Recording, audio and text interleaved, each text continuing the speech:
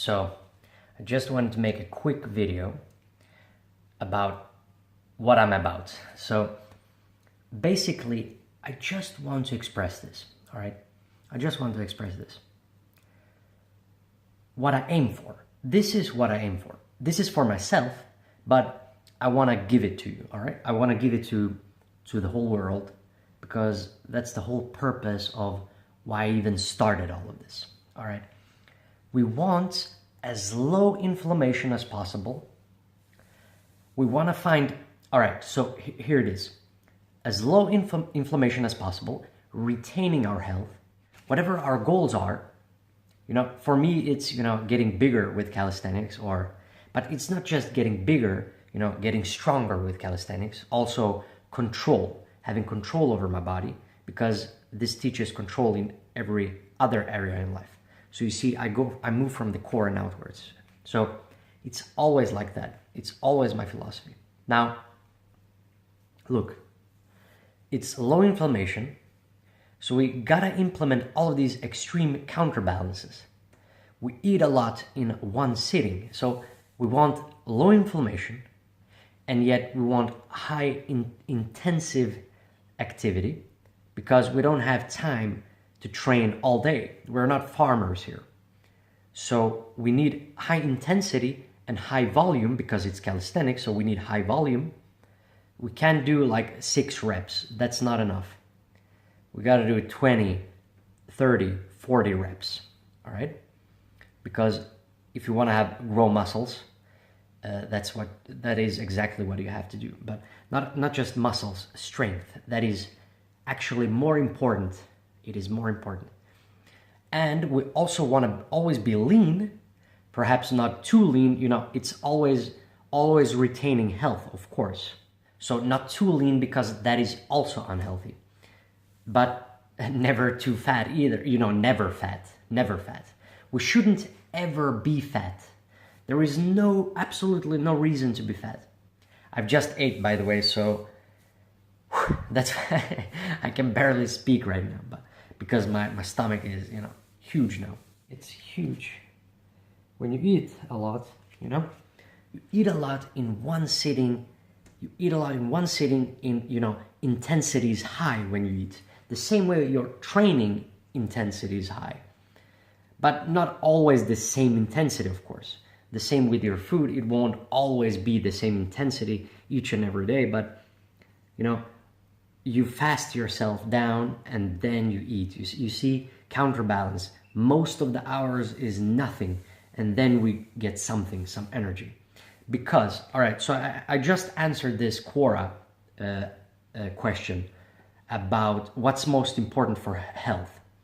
Is it diet, sleep, or exercise? And I've thought a lot about this. And technically, it goes like this. Sleep, exercise, and then diet. All right, I'm gonna explain why.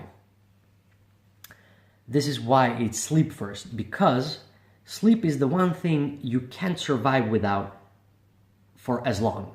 So you can only survive, a week or something. And there is some, sleep deprivation is actually not that bad, all right? It's not that bad, because there is actually some creativity in sleep deprivation. And even ancient Spartans, they knew about this. They even taught them to be strong, resilient here as well. So sleep deprivation teaches mental resilience. But, all right, look, sleep is the most important, because that is recovery. It is also fasting, technically. But not just that. Exercise, you can survive without exercise and diet for a long time. And if you're just sleeping, in theory, you could just sleep and not do anything. And, that would be fasting in some sense, dry fasting for longer periods to heal or so forth.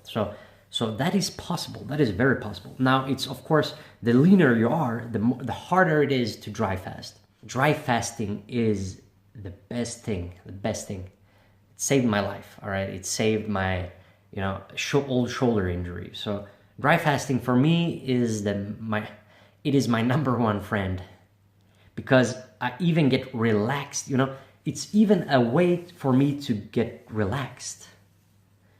You know, a lot of people, and it's for free, and it's built in, and it's beautiful. All right, dry fasting is beautiful. A lot of people talk about, you know, minerals like, let's say, magnesium to relax. There is some truth to this, and also potassium and salt, but it's not just that. It is, you know, dry fasting circulates things. It improves hormones, and, you know, it increases growth hormone, and a lot of beautiful things. All right, dry fasting, true fast. It is true fasting. Dry fasting is true fasting. It's the truest form of fasting. It's the most beautiful form of fasting, and it's most likely the fasting our ancestors would have, you know, experienced. It's also a way to get to our ancestors, in my opinion. This, you know, you will get to your instincts this way. So that's why, that's deeper reason why, you know, we want to have as low inflammation as possible, because inflammation is the cause of everything. Cancer, you know, all sorts of autoimmune diseases. It is the cause of everything, but obviously it is how we eat. So, for example, if you sleep, now of course, too much sleep is not good either, but the reason your sleep is bad is because it's deeply connected to exercise and sleep. It doesn't matter how clean you eat. You know, if you just replace your current Western diet with a clean, wild game, you know, the cleanest food, the best high quality food on the planet, the most free roaming, free range, organic, you can have all of that. And if you're still constantly eating this, you will be fat and you will die and you will destroy yourself. All right. So fasting is the only way. It's the only way to be healthy, but also, you know, big, you know, as big as you can genetically. And it will take time, because great things take time. All right. But losing weight doesn't take that much time. All right. It's just fasting. Best thing is to implement all of these routines. Create a routine for yourself and then see if it works. And if it stops working, you got to start experimenting. All right. It teaches you self-experimentation. It teaches you progress. Health and fitness is the best thing that happened to me.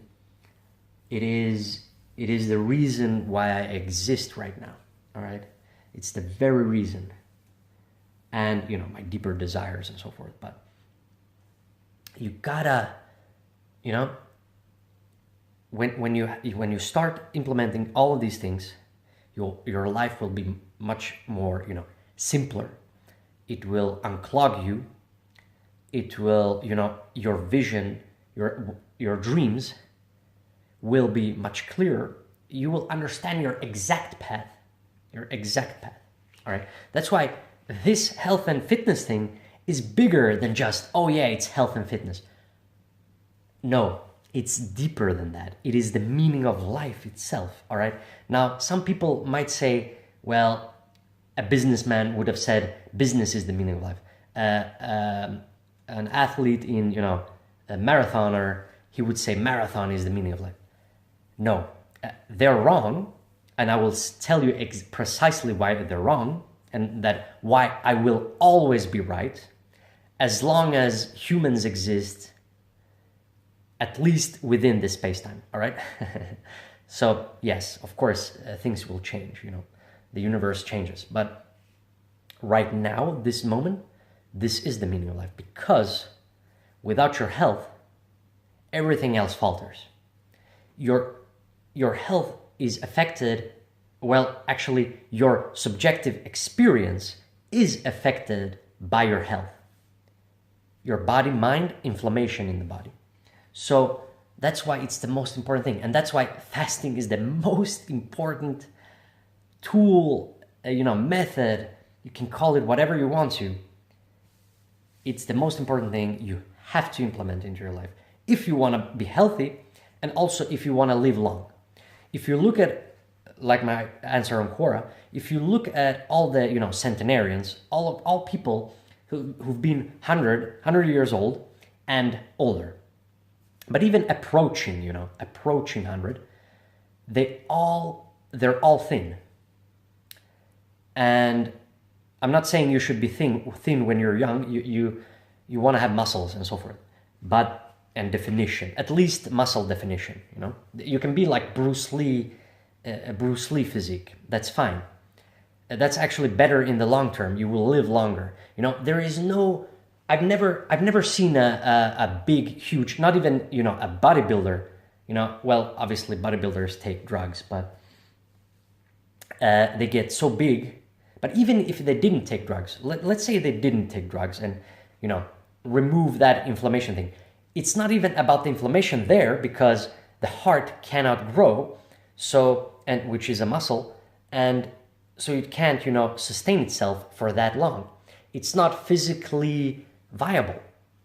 You see, it goes against nature in some sense, because restricting energy is life. All right, restricting energy and then increasing energy dramatically, and then that's how it works in nature.